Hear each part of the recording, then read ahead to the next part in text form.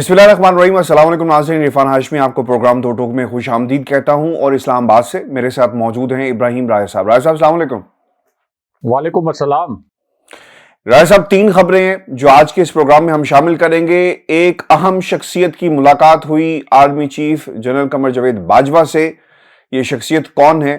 इन्होंने क्या पैगाम दिया और आगे से क्या जवाब मिला पाकिस्तान के सियासी मंजरनामे में, इसकी क्या रेलेवेंस है और खसूसी तौर पर इस वक्त जो मुल्क के अंदर एक हम बेयकीनी की कैफियत देख रहे हैं, इस पर तफसील से हम बात करेंगे। और फिर DGISI से मुतल्लिक भी राय साहब आज के इस प्रोग्राम में हमारे पास एक अहम खबर है और ये खबर क्या है इसे भी प्रोग्राम में शामिल करेंगे। और आज खान साहब का बुनेर में जलसा हुआ, एक बार फिर अवाम का समंदर खान साहब को देखने के लिए आया, उनकी आवाज में आवाज मिलाई और मुल्क के अंदर जो इस वक्त महंगाई की एक लहर आ रही है, ऑब्वियसली लोगों का आना एक एहतजाज था जो हमें नजर आया। खान साहब ने यह भी कहा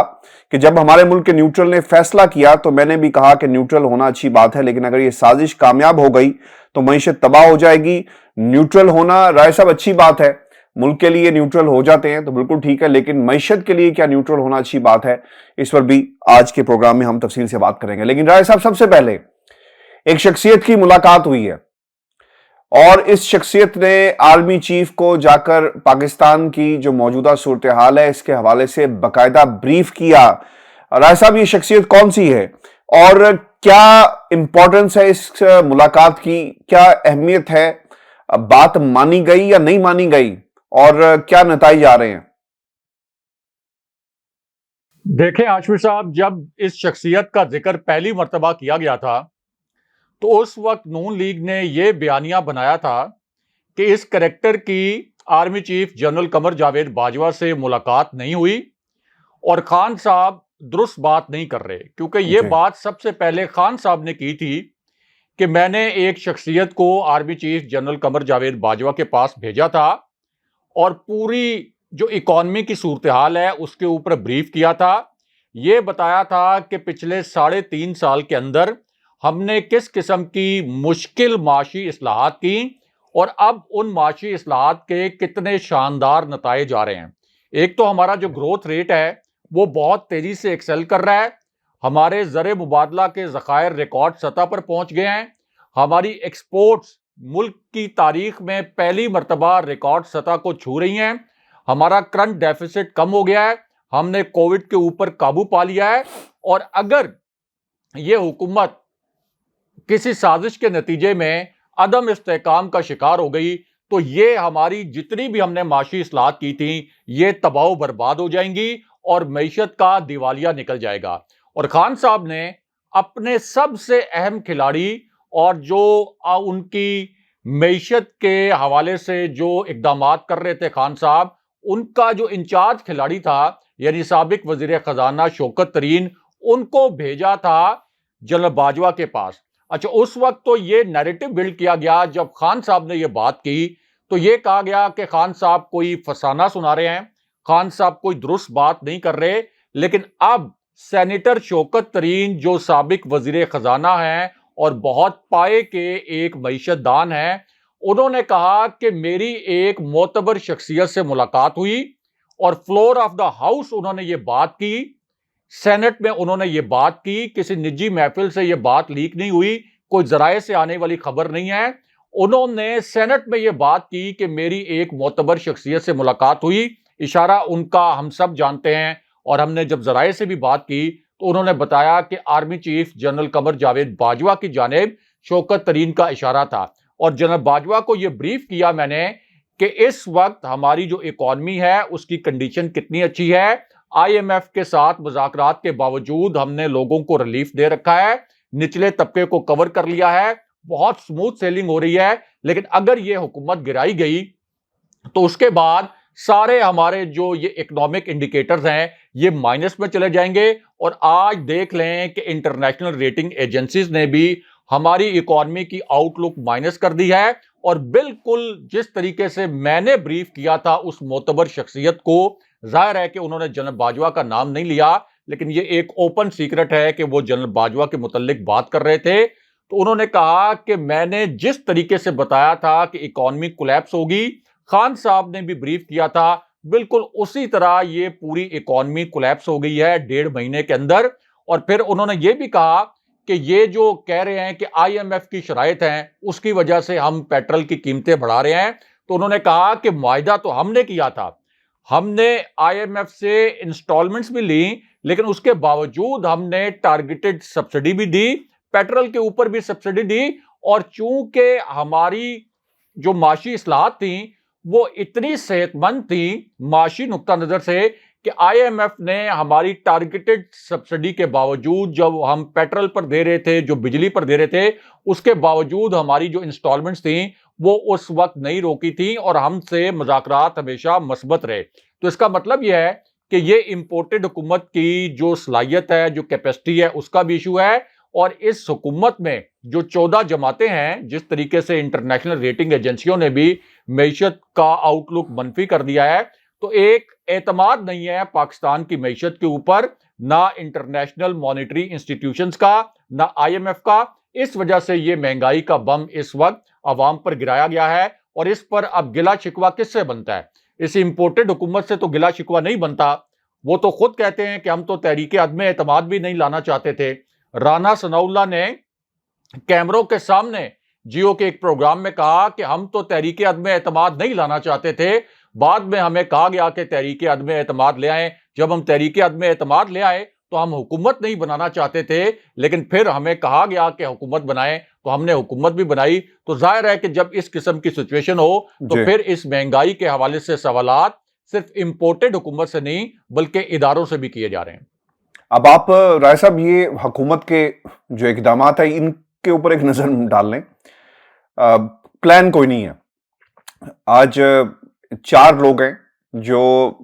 توانائی اور اس کے ساتھ ساتھ پیٹرولیم اس کو کنٹرول کر رہے ہیں. بجلی کے حوالے سے کوئی پلان نہیں ہے, معیشت کے حوالے سے کوئی پلان نہیں ہے. وزیر اعظم صاحب نے کیا کیا ہے سر؟ انہوں نے بہت بڑا اقدام کیا اور پاکستان کی عوام یہ سن کر یقیناً خوشی سے نہال ہو جائے گی. وہ یہ کہتے ہیں کہ سرکاری افسران اور کابینہ کے ارکان کے لوگ جو ہیں ان کی ایک تو مفت پیٹرول کی کٹوتی کر دی جائے, گاڑیوں کا کم سے کم استعمال کیا جائے,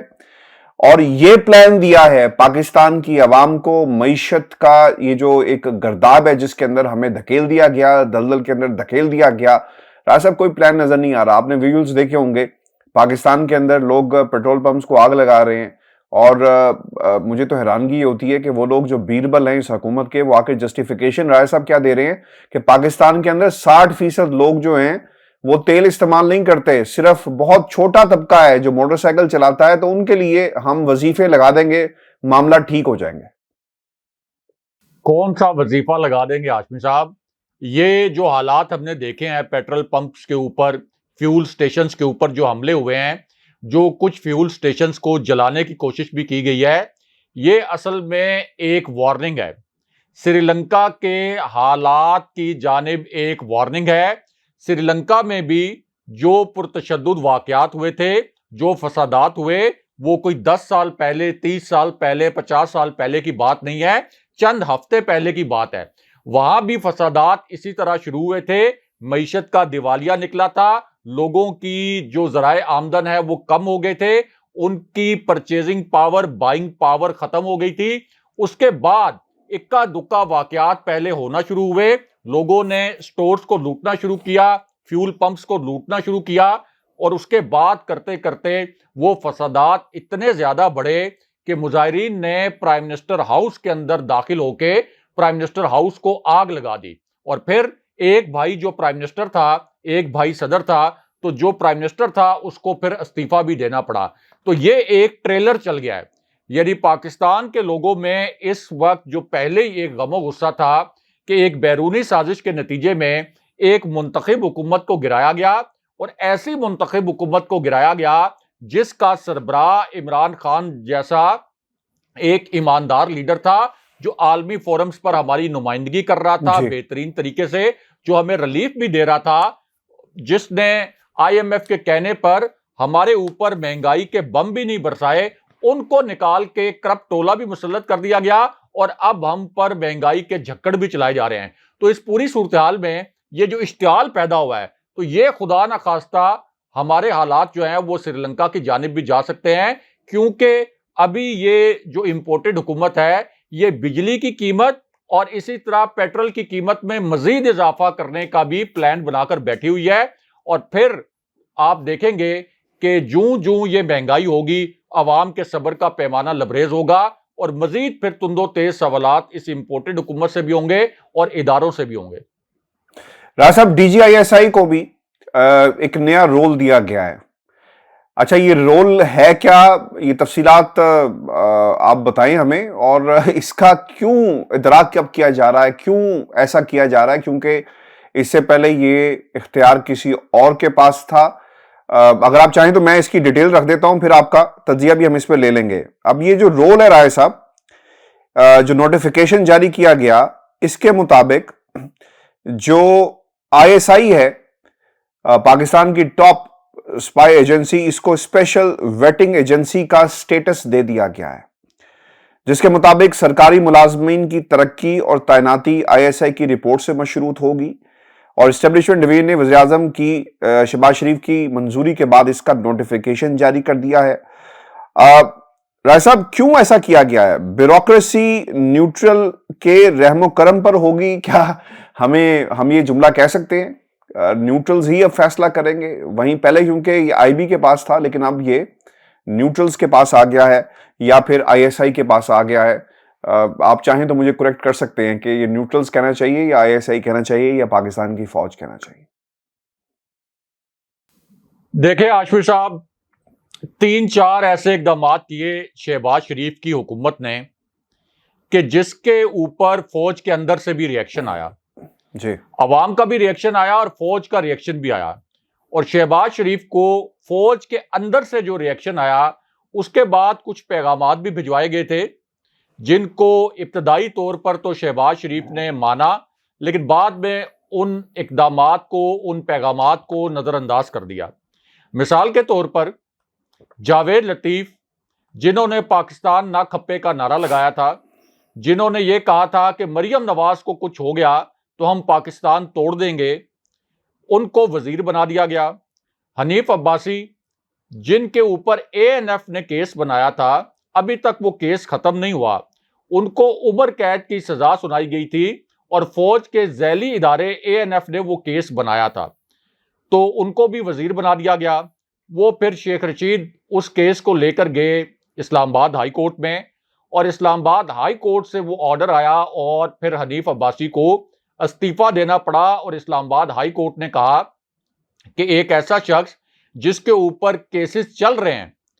تو اس کو کس طریقے سے آپ معاون خصوصی بنا کر وزیر کا عہدہ دے سکتے ہیں۔ پھر اس کے بعد انہوں نے نسرین جلیل کو گورنر سندھ بنانے کی کوشش کی اور سمری بھیج دی، باقاعدہ سمری بھیج دی، اور نسرین جلیل کے متعلق ہم سب جانتے ہیں کہ انہوں نے اسلام آباد میں بھارتی ہائی کمشنر کو ایک خط لکھا تھا کہ رینجرز کے خلاف اور فوج کے خلاف ایم کیو ایم کی اور الطاف حسین کی مدد کی جائے، تو اس پر بھی فوج کے اندر سے ایک دباؤ آیا تھا، اور پھر جنرل باجوہ نے شہباز شریف کو کچھ میسیجز بھی کنوے کیے تھے۔ تو اب اس پوری صورتحال میں آپ دیکھیں کہ سپریم کورٹ کا ابھی ایک جو تحریری حکم نامہ جاری ہوا ہے ہائی پروفائل کیسز میں، اس میں انہوں نے کہا ہے کہ جتنا بھی ریکارڈ ہے نیب کا اور ایف آئی اے کا ہائی پروفائل کیسز میں، جس میں شہباز شریف کے کیسز بھی شامل ہیں، جہاں پہ شہباز شریف شواہد مٹانے کی کوشش کر رہے تھے بطور وزیر اعظم، وہ تمام ریکارڈ عدالت میں جمع کرا دیں۔ تقرر اور تبادلوں کے حوالے سے سپریم کورٹ پہلے حکم جاری کر چکی ہے، تو اس کا مطلب یہ ہے کہ یہ ایک ایسی امپورٹڈ حکومت ہے، اس کے 60% چونکہ کیبنٹ ضمانتوں پر ہے، جس کے اوپر مقدمات ہیں، جس کو سزائیں ہو چکی ہیں، باقی ان کے بال بچے جو ہیں وہ پہلے ہی مفرور ہیں، اشتہاری بھی ہیں، اشتہاری ہونے کے باوجود جو سرکاری ایونٹس ہیں جو انٹرنیشنل لیول پر ہو رہے ہیں، اور شہباز شریف کے سرکاری دورے وہاں بھی بیٹھ رہے ہیں، تو اب سپریم کورٹ سے جو آرڈر آیا ہے، اور اب آئی ایس آئی کو جو یہ کہا گیا ہے کہ جو بھی سرکاری عہدہ رکھنے والا کوئی بھی شخص ہوگا، اسی طرح گورنمنٹ کا جو حصہ بننے والا شخص ہوگا، چاہے وہ وزیر ہوگا چاہے وہ مشیر ہوگا، تو اس کی ایک اسکروٹنی آئی ایس آئی کرے گی۔ تو اس سے زیادہ بھیانک بات اس حکومت کے لیے نہیں ہو سکتی کہ اس حکومت پر نہ سپریم کورٹ ٹرسٹ کرنے کے لیے تیار ہے، نہ اس ملک کے ادارے ٹرسٹ کرنے کے لیے تیار ہیں، اور اب آئی ایس آئی چھان پھٹک کر بتائے گی کہ آپ کا یہ مشیر کرپٹ ہے، اس کو آپ نے نہیں لگانا، یہ وزیر کرپٹ ہے، اس کو آپ نے نہیں لگانا۔ اور سپریم کورٹ کے چیف جسٹس نے کتنی معنی خیز بات کی، انہوں نے کہا کہ نیب کے قوانین میں نون لیگ ترمیم کی کوشش کر رہی ہے، نیب کسی بھی صورت بند نہیں ہونا چاہیے، نیب بہت اہم نوعیت کا ادارہ ہے، اور نیب کا جو چیئرمین ہے، کیونکہ یہ کوشش کر رہے تھے کہ راجہ ریاض کے ساتھ مشاورت کر کے ہم نیب کا نیا چیئرمین اپنی مرضی کا لے آئیں گے، تو اب سپریم کورٹ نے کہا ہے کہ اس معاملے پر ایک دیانتدار آدمی کو چیئرمین نیب بنایا جائے۔ یعنی یہ ان کی ساکھ ہے کہ سپریم کورٹ کو بھی پتا ہے کہ یہ کس طرح سے مکہ کے ذریعے وہ راجہ ریاض جنہوں نے نون لیگ کے ٹکٹ پر اگلا الیکشن لڑنا ہے، جو کیمروں کے سامنے یہ اعلان کر چکے ہیں کہ میں نون لیگ کے ٹکٹ پر اگلا الیکشن لڑوں گا، اس کو اپوزیشن لیڈر بنا کے یہ اپنی مرضی کا چیئرمین نیب بھی لانا چاہتے ہیں۔ تو سپریم کورٹ نے بھی ایک طرح سے ان کی سرزنش کی ہے، اور اب آئی ایس آئی کو بھی پتا یہ چلا ہے کہ ان کے اوپر بالکل اعتماد نہیں ہے۔ تو ایک اس قسم کی حکومت جس کے وزیروں اور مشیروں کے اوپر سپریم کورٹ بھی اعتراض کرے، اور سپریم کورٹ یہ بھی کہے ایک ہفتے کے اندر، آپ کو پتا ہے نا کہ جو ای سی ایل سے انہوں نے نام نکالے ہیں اس کے اوپر بھی سپریم کورٹ نے کتنی سٹرونگ آبزرویشنز دی ہیں۔ سپریم کورٹ نے یہاں تک کہا ہے کہ جو مجرم ہے یعنی ایسے وزیر جن کا نام ای سی ایل میں ہے، جو ملزم ہے، جو مجرم ہے، وہ خود بیٹھ کر کیسے فیصلہ کر سکتے ہیں کہ اتنے زیادہ لوگوں کے نام اپنے ناموں سمیت وہ ای سی ایل سے نکال لیں، اور معیشت چلا رہے ہیں، اور یہ بھی کہا کہ معیشت چلا رہے ہیں، میں نام نہیں لینا چاہتا انہوں نے کہا، لیکن وہ معیشت چلا رہے ہیں۔ جی، معیشت چلا رہے ہیں، اور ایسے لوگ جو ملزم ہیں وہ خود اپنے متعلق فیصلہ کر رہے ہیں۔ تو اس سے آپ اس امپورٹڈ حکومت کی ساکھ کا اندازہ لگا لیں، گند کے آپ بتا دیں، گند کے بتا سکتے ہیں کہ 60% لوگ جو ہیں وہ اس وقت ضمانتوں پر ہیں۔ تو اس امپورٹڈ حکومت کا کیا مستقبل ہوگا، یہ ہماری جو اسٹیبلشمنٹ ہے، جس کو اس وقت خان صاحب نیوٹرل کہتے ہیں، ان کو بھی سوچنا چاہیے کہ کیا عوام کا ایسی حکومت پر اور ایسی ریاست پر اعتماد بحال رہ سکتا ہے۔ رائے صاحب، آپ کو یاد ہوگا کہ جے آئی ٹی میں بھی پاکستان کے ادارے شامل تھے، ان کے نمائندگان شامل تھے، اور پھر ایک بڑی مفصل رپورٹ آئی جس میں ہم نے دیکھا کہ نواز شریف اور ان کے خاندان کو سزا بھی ہوئی۔ اس خاندان کے لیے مشکل ہو سکتا ہے ہاؤس آف شریف کے لیے، یا یہ پھر پوری امپورٹڈ حکومت کے لیے مشکل ہوگا؟ کیونکہ پہلا قدم سپریم کورٹ آف پاکستان نے اٹھایا، ریکارڈ کو سپریم کورٹ کے اندر جمع کروانے کے لیے کہہ دیا گیا، تقرریوں کے حوالے سے اب یہ ایک ویٹنگ ایجنسی کے طور پر کام کرے گی۔ تو اب یہ جس کی طرف آپ نے اشارہ کیا کہ صرف ہاؤس آف شریف کے لیے ہوگا، یا پھر تمام جو 13-14 جماعتیں ہیں جو اس حکومت میں شامل ہیں ان سب کے لیے مشکل ہوگا؟ دیکھیں ہاشمی صاحب، پنجابی کا ایک محاورہ ہے، جڑا کٹو وہی لال، سنا ہوا ہے نا، ہمارے ویورز نے بھی سنا ہوگا کہ جو کاٹے وہی لال۔ جی جی، تو آپ یہ پوری کیبنٹ اٹھا کے دیکھیں، جڑا کٹو گے وہی لال، جس کو اٹھا کے دیکھیں گے اس کے اوپر کوئی نہ کوئی مقدمہ نکل آئے گا۔ رانا ثناءاللہ 22 قتل، حنیف عباسی ڈرگ کیس، جاوید لطیف کے اوپر اینٹی کرپشن کیسز، شہباز شریف جو وزیر اعظم ہے 16 ارب روپے کی منی لانڈرنگ کا کیس، حمزہ شہباز اربوں روپے کی منی لانڈرنگ کا کیس، آصف علی زرداری 8 ارب روپے کی جعلی ٹرانزیکشن کا کیس، نیو یارک، اس کے علاوہ پراپرٹی کا کیس بھی ان کے اوپر۔ تو آپ جس پر ہاتھ رکھیں گے آپ کو پتا چلے گا کہ اس کے پیچھے کرپشن کی ایک اپنی داستان ہے۔ تو جب اس قسم کے لوگ وزیر بنیں گے، اس قسم کے لوگ مشیر بنیں گے، اس قسم کی حکومت بنے گی، اور ایسے لوگ جو 30 سال پہلے بھی آزمائے جا چکے ہیں، 3 مرتبہ باریاں لے چکے ہیں، ایک مرتبہ بھی ڈیلیور نہیں کر کے گئے، ملک کو 1 انچ آگے نہیں بڑھا سکے، تو جب انہی کو آپ بٹھائیں گے تو پھر آپ کو اس طرح کے چیکس بھی لگانے پڑیں گے مجبوراً۔ یعنی یہ آئی ایس آئی کو، ہماری جو فوج ہے، ان کو بھی سوچنا چاہیے کہ یہ کیسی حکومت آ گئی ہے کہ اس کے اوپر ہمیں اس قسم کے چیکس رکھنے پڑ رہے ہیں کہ اچھا ان کے مشیروں اور وزیروں کو اب ہم چیک کریں کہ یہ کرپٹ تو نہیں ہے، اور ان کے پیچھے جو انہوں نے منی ٹریلز نہیں دیے، اس کے اوپر جو ان کے خلاف مقدمات چلے، ان کو ہم جانچتے رہیں، ان کی چھان پٹک کرتا رہیں۔ اب آئی ایس آئی کا کیا یہی کام رہ گیا ہے؟ آئی ایس آئی تو ہاشمی صاحب ملک کی پہلی دفاعی لائن ہوتی ہے۔ آئی ایس آئی کا کام تو ہوتا ہے بیرونی سازشوں کو ناکام بنانا۔ آئی ایس آئی کا کام ہوتا ہے کہ جو دہشت گردی کے منصوبے اس وقت بن رہے ہوتے ہیں ان کو ناکام بنانا، اور آئی ایس آئی نے بے شمار ایسے منصوبے ناکام بھی بنائے ہیں جن کے متعلق خبر نہیں آتی، ان کا فوکس تو ادھر ہونا چاہیے۔ لیکن اب ایک طرح سے آپ کہہ لیں کہ یہ ایک سیاسی ذمہ داری بھی آئی ایس آئی پر آ گئی ہے اس کرپٹ حکومت کی وجہ سے۔ تو اس سے زیادہ بھیانک ساکھ کیا ہو سکتی ہے کسی حکومت کی؟ راجہ صاحب، خان صاحب نے مزید کچھ انکشافات کی ہیں اور ہر گزرتا دن انکشافات سے بھرپور خان صاحب کی تقریروں میں، بیانات کے اندر جو سٹیٹمنٹ، جو انٹرویوز وہ دیتے ہیں، اور یہ بھی اسی سلسلے کی ایک کڑی ہے۔ خان صاحب نے امریکہ امپورٹڈ حکومت کس طرح لائی گئی اس کے بارے میں بات کی۔ اب وہ یہ کہتے ہیں کہ بھارت اور اسرائیل نے بھی مل کر ہماری حکومت گرائی۔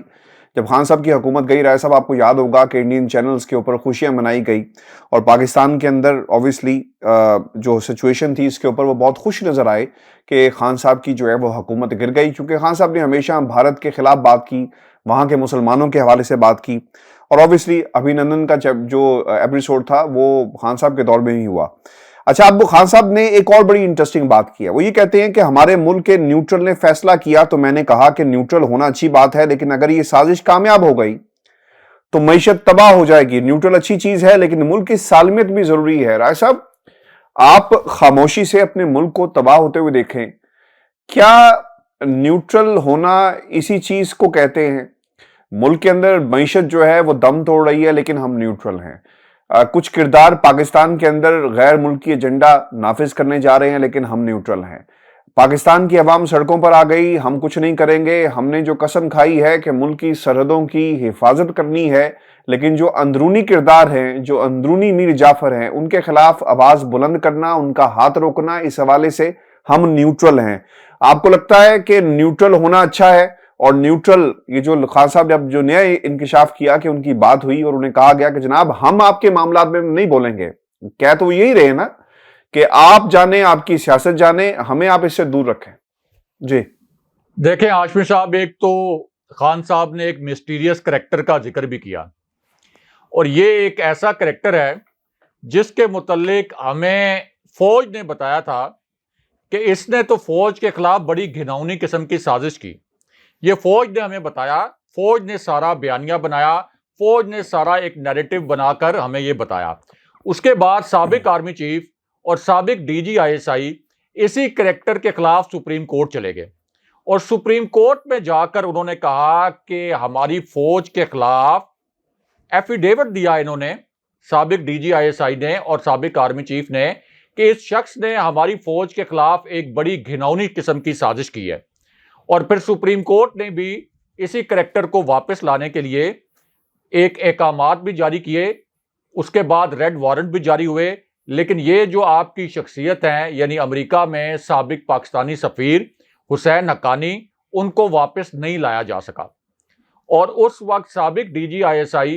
اور سابق آرمی چیف نے میمو گیٹ میں حسین حقانی کے خلاف ایفیڈیوٹ جا کر جمع کرایا تھا سپریم کورٹ میں۔ اب خان صاحب یہ کہتے ہیں کہ حسین حقانی کے ذریعے آصف علی زرداری نے یہ پیغام امریکہ کو پہنچایا تھا کہ مجھے خدا را فوج سے بچا لو، اور یہ وہ حسین حقانی ہیں جنہوں نے امریکہ کے سی آئی اے کے جو ایجنٹس ہیں ان کو ویزے دیے تھے پاکستان آنے کے لیے۔ پاکستان کا دفتر خارجہ اس وقت اعتراض کر رہا تھا، لیکن وہ سفارتی اہلکاروں کے بھیس میں پاکستان آگے، اور آصف علی زرداری نے اس وقت آرڈر کر رکھا تھا حسین حقانی کو کہ آپ دھڑا دھڑ ویزے دیں، کیونکہ امریکہ کی ہم نے خوشنودی حاصل کرنی ہے اور کسی طریقے سے اپنی فوج سے میں نے بچنا ہے، کیونکہ زرداری کی جو کرپشن تھی اس سے اس وقت بھی فوج بڑی تنگ تھی۔ اور یہ اس وقت بات پھیلائی گئی کہ آصف علی زرداری تو اپنے تکیے کے نیچے پسٹل رکھ کر سوتے ہیں، کیونکہ ان کو خطرہ ہے کہ کسی وقت بھی مارشل لا لگ سکتا ہے اور جنرل کیانی ان کی حکومت کا تختہ الٹ سکتے ہیں۔ تو اس وقت جو حسین حقانی نے آصف علی زرداری کے کہنے پر امریکہ کے سی آئی اے کے ایجنٹس کو ویزے دیے، اور پھر پاکستان میں اسامہ والا آپریشن بھی ہوا انہی ویزوں کی وجہ سے، جس سے پاکستان کی خود مختاری پامال ہوئی۔ تو اب خان صاحب کہتے ہیں کہ وہ آصف علی زرداری یہ کہہ رہا ہے کہ میں عمران خان کے اوپر غداری کا مقدمہ درج کرواؤں گا، وہ آصف علی زرداری کہہ رہا ہے کہ عمران خان نے ملک کے خلاف بیان دے دیا تو مظاہرے کرے پیپلز پارٹی، اصل میں یہ گیم کچھ ہو رہا ہے. اور خان صاحب کہتے ہیں کہ یہ غداری کے مجھ پر لیبل لگوا کر مجھے راستے سے ہٹانا چاہتے ہیں، یعنی میری جان کو یہ ایک خطرہ ہے، مجھے یہ قتل کروانا چاہتے ہیں، اس لیے یہ غداری کی جو گیم ہے یہ اس وقت کھیل رہے ہیں. دوسرا جو خان صاحب نے نیوٹرلز کو مخاطب کیا اور لفظ بھی استعمال کیے کہ جب میں نے نیوٹرل کو کہا کہ اکانومی کولیپس ہو جائے گی اگر یہ حکومت غیر مستحکم ہوئی یا یہ حکومت گر گئی، تو نیوٹرل نے اس وقت کہا کہ ہم تو نیوٹرل رہیں گے. تو میں نے کہا کہ ٹھیک ہے، اگر آپ نیوٹرل رہنا چاہتے ہیں تو یہ اچھی بات ہے، لیکن یہ بھی تو دیکھیں کہ ملک کی سالمیت کا مسئلہ ہے، ملک کی سلامتی کا مسئلہ ہے، کیونکہ میرے پاس ساری انفارمیشن موجود تھی. تو کیا جب ملک کی سلامتی کا مسئلہ ہو جائے، ملک کی سالمیت خطرے میں پڑ جائے، تو کیا پھر بھی نیوٹرل رہنا کوئی آپشن ہے؟ تو اس پر خان صاحب نے ہماری جو فوجی قیادت ہے ان سے کچھ سوالات پوچھے ہیں، اور اب یہ سوالات جو ہیں عام لوگ بھی پوچھ رہے ہیں. اگین اگر خان صاحب سے بہتر حکمران لائے جاتے تو پھر شاید لوگوں کی یہ جو سوالات ہیں ان کی ٹون مائلڈ ہوتی، لیکن اب چونکہ کرپٹ ترین ٹولہ، مستند طور پر کرپٹ ترین ٹولہ، جس کی کرپشن کے متعلق انٹرنیشنل میڈیا گواہیاں دے رہا ہے، انٹرنیشنل میڈیا میں ان کی کرپشن کے چرچے ہیں، اس کو جب مسلط کیا گیا ہے اس کی وجہ سے پھر لوگ بہت زیادہ زچ ہیں، لوگوں میں بہت زیادہ غم و غصہ ہے، اور لوگوں کو پتہ نہیں چل رہا کہ اپنے غم و غصے کو کس طرح سے چینلائز کریں. اسی وجہ سے پھر وہ امپورٹڈ حکومت سے تو سوال نہیں کرتے، اداروں سے پھر سوالات کرتے ہیں کہ سر یہ ہمارے ساتھ کیا ہو گیا. رائے صاحب یہ تو نیوٹرلز کی بات ہوئی، پاکستان کی امپورٹڈ حکومت کی بات ہوئی. خان صاحب کیا کہہ رہے ہیں اور معیشت کو کس طرح دوبارہ ایک صحیح سمت میں لے کر جایا جائے گا. لیکن مریم نواز نے بھی آج کچھ باتیں کہی ہیں. میں نارملی کیونکہ ٹاپک ہمارا یہ نہیں تھا، لیکن یہ اسٹیٹمنٹ بڑی انٹرسٹنگ آئی ہے اور یہ فور کاسٹ کر رہی ہیں پاکستان کی جو معیشت ہے اس کے حوالے سے، اور بتا رہی ہیں کہ کب ٹھیک ہو جائے گی. وہ یہ کہتی ہیں کہ مہنگائی نے پچھلے 4 سال سے عوام کی زندگی اجیرن کر دی، اس وقت ملک کی معاشی بنیادیں مضبوط کی جا رہی ہیں، سماجی. اچھا پھر وہ یہ بھی کہتی ہیں کہ نون لیگ کی کہ پاکستان تحریک انصاف کی جو حکومت کے عالمی مالیاتی ادارے سے ظالمانہ معاہدے آج بھی قوم مہنگے پیٹرول اور بجلی کی صورت میں بھگت رہی ہے، ہمیں عوام کی تکلیف کا احساس ہے. اور وہ انہوں نے یہ بھی کہا کہ اس مشکل ترین معاشی صورتحال میں بھی حکومت پوری توجہ، محنت اور لگن سے عوام کو ریلیف فراہم کرنے کی پوری کوشش کر رہی ہے. وزیراعظم لوڈ شیڈنگ میں کمی کے لیے سر توڑ کوشش کر رہے ہیں، آنے والے دنوں میں بہتری آئے گی. اور انہوں نے خان صاحب کے جو مہنگائی احتجاج تھا اس کے اوپر بھی تنقید کی اور اچھے دنوں کی نوید سنا دی. رائے صاحب جھوم اٹھے، خوشی سے نہال پاکستان کی قوم کو ہو جانا چاہیے، کیونکہ مریم نے بتا دیا پاکستان کی عوام کو کہ وہ دن دور نہیں ہے جب ملک سے لوڈ شیڈنگ جو ہے وہ ختم ہو جائے گی. دیکھیں مریم نواز بالکل ٹھیک کہتے ہیں خان صاحب کہ مریم نواز ہمیشہ تحریک انصاف کو مشکل وقت میں ریسکیو کرتی ہیں. مریم نواز جب بھی بولتی ہیں تو عوام کے اندر شریف فیملی کے متعلق منفی جذبات اور شدت کے ساتھ ابھرنا شروع ہو جاتے ہیں. یعنی مریم نواز اس حکومت کا حصہ نہیں ہے، مریم نواز عدالت سے نااہل ہیں، مریم نواز عدالت سے سزا یافتہ ہیں، لیکن چونکہ اندر فرسٹریشن بہت زیادہ بھری ہوئی ہے کہ شہباز شریف پرائم منسٹر ہیں، حمزہ شہباز چیف منسٹر ہیں، میرے والد اس وقت لندن میں بیٹھے ہوئے ہیں، واپس آ کر اپنے کرپشن کے مقدمات میں اس کا سامنا نہیں کرنا چاہتے، میری نااہلی ختم نہیں ہو رہی، تو انہوں نے ریلیونٹ رہنے کے لیے کوئی نہ کوئی ایسا بیان ضرور دینا ہوتا ہے کہ پتہ یہ چلے کہ اصل میں ڈیفیکٹو پرائم منسٹر ہوں. لیکن جب بھی وہ اس قسم کے بیانات دیتی ہیں اس سے تحریک انصاف کو سیاسی فائدہ ہوتا ہے، اور دوسری جانب جو شریف فیملی ہے اس کے حوالے سے لوگوں کے اندر جو ایک انتہائی منفی قسم کے جذبات پیدا ہوتے ہیں ان میں شدت آنا شروع ہو جاتی ہے. اب دیکھیں کہ جس دن یہ پیٹرول کی قیمتیں بڑھائی گئیں اسی دن مریم نواز نے اپنی کچھ تصاویر بھی شیئر کی، بیکری کے اوپر ایک کھڑی ہوئی ہیں، وہاں پہ کوئی وہ مٹھائیاں کھا رہی ہیں. اس کے بعد مریم نواز جب یہ کہتی ہیں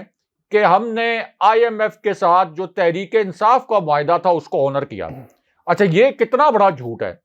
اگر تحریک انصاف کے دور میں کیے گئے معاہدے کو آنر کیا، آپ ابھی توڑ دیں وہ معاہدہ. خان صاحب نے 4 مہینے تک پیٹرول کی قیمت نہیں بڑھائی تھی، اس وقت آپ کہتے تھے کہ IMF کے پاس جانا ہی نہیں چاہیے تھا. IMF کے پاس جانے کے علاوہ بھی اکانومی کو سنبھالا جا سکتا تھا. تو آپ ختم کر دیں معاہدہ. آپ تو کہتے ہیں کہ آپ بڑے معاشی جادوگر ہیں, تو پھر آپ کیوں عوام کے اوپر یہ ہر روز کبھی بجلی کا بم گرا رہے ہیں, کبھی پیٹرول کا بم گرا رہے ہیں؟ اور اکتوبر میں یہ جو طفل تسلیاں دے رہی ہیں مریم نواز, کیا پاکستان کی کوئی معیشت دان ہے؟ بلکہ جو انفارمیشن منسٹری ہے, یہ آپ کی جو وزارت خزانہ ہے, ان کو تو چاہیے مفتاح اسماعیل کو کہ وہ جا کے مریم نواز کو کہیں کہ آپ آ جائیں, آپ میری سیٹ کے اوپر بیٹھ جائیں اگر آپ نے میرے بیہاف پر اس قسم کے سٹیٹمنٹ دینے ہیں. کیونکہ اکتوبر کی جو آؤٹ لک آگے آ رہی ہے, وہ آؤٹ لک تو یہ آ رہی ہے کہ اکتوبر میں اس سے بھی بدتر حالات ہو جائیں گے. اور اسی وجہ سے اکتوبر میں الیکشن کی بات کی جا رہی ہے کہ اکتوبر تک یہ ملک دیوالیہ ہونے کے قریب پہنچ جائے گا, کیونکہ 5.97% سے یہ اب عالمی ریٹنگ ایجنسیز کہہ رہی ہیں کہ ہماری گروتھ ریٹ اس سال کوئی 4% کے قریب رہے گی, یعنی آگے بڑھنے کے بجائے پیچھے آ جائے گی. ابھی خود مفتاح اسماعیل یہ اشارے کر رہے ہیں کہ 60 روپے تک پیٹرول ہم مزید مہنگا کر سکتے ہیں. اور بجلی کا ہاشمی صاحب یہ سمجھنا بڑا ضروری ہے, ایک پوائنٹ جو صحافتی بددیانتی بھی یہاں پہ ہوتی ہے کہ خان صاحب کے دور میں فیول ایڈجسٹمنٹ کی مد میں اگر بجلی کے یونٹ کی قیمت میں فیول ایڈجسٹمنٹ کی مد میں ایک مہینے کے لیے 1 روپیہ یا 1.5 روپیہ فی یونٹ مہنگا ہوتا تھا, اس کے اندر خبر اصل میں یہ ہوتی تھی کہ وہ فیول ایڈجسٹمنٹ کی مد میں ہے. لیکن اس طرح سے خبر چلائی جاتی تھی کہ 1 روپیہ کوئی بیسک ٹیرف میں اضافہ ہو گیا اکراس دا بورڈ, حالانکہ وہ صرف 1 مہینے کے لیے ہوتا تھا. لیکن اب جو بیسک ٹیرف ہے ہاشمی صاحب, بجلی کا بیسک ٹیرف, اس میں 8 روپے فی یونٹ بڑھے ہیں. یہ کوئی فیول ایڈجسٹمنٹ چارج نہیں ہے. تو اس کا مطلب یہ ہے کہ آپ کا انٹائر بل جو ہے وہ کتنا زیادہ بڑھ گیا ہے, 1 مہینے کے لیے نہیں, پرماننٹ بنیادوں پر. تو آگے تو مہنگائی کی وجہ سے تباہی نظر آ رہی ہے. تو مریم نواز نہ میرا خیال ہے کوئی ریسرچ کرتی ہیں, کوئی ریسرچر رکھ لیں اپنے پاس, کوئی ہائر کر لیں جو ان کو بتائے کہ اصل میں گراؤنڈ ریالٹیز کیا ہیں. اور پھر وہ جو ایک سروے آ گیا ہاشمی صاحب, اس کا ذکر کرنا بھی بڑا ضروری ہے. وہ سروے نون لیگ کے دور میں ہوا ہے اور اس میں بتایا گیا ہے کہ 66% لوگ چاہتے ہیں, یعنی 2/3 اکثریت پاکستان کی, کہ فوری الیکشن ہو جائیں. 66% لوگ فوری الیکشن کے حق میں ہیں. تو کیا ان کی اس خواہش کو نظر انداز کیا جانا چاہیے؟ 66% لوگ انتہائی نالاں تھے جب پہلی مرتبہ 30 روپے پیٹرول کی پرائسز بڑھی, اور ابھی 30 روپے جو مزید بڑھی ہیں, اس کے بعد وہ فگر 85% پہ جا سکتا ہے. تو آپ اندازہ لگا لیں کہ عوام کے اندر بھی اس حکومت کی کیا ساکھ ہے. لیکن شہباز شریف اپنی شیروانی کے ساتھ چمٹے ہوئے ہیں. انہوں نے کہا ہے کہ ایک دفعہ میں نے یہ اچکن پہن لیا ہے, اب میں نے اس کو نہیں اتارنا, چاہے یہ ملک تباہ ہو جائے, چاہے یہ ملک دیوالیہ ہو جائے. بہت شکریہ صاحب. ویورز, آج کا شو تھا, اپنے کمنٹس ضرور بھیجیے گا, چینل کو سبسکرائب کرنا مت بھولیے. مجھے اور ابراہیم راجہ صاحب کو اجازت دیجیے. اللہ نے